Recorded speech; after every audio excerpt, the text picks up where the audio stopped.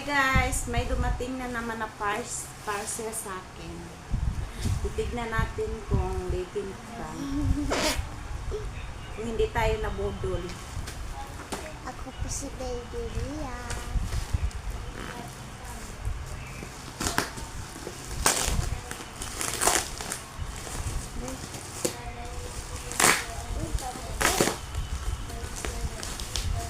Kasi sobrang gaan guys eh.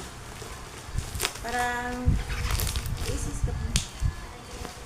para siyang karton. Cartoon daw.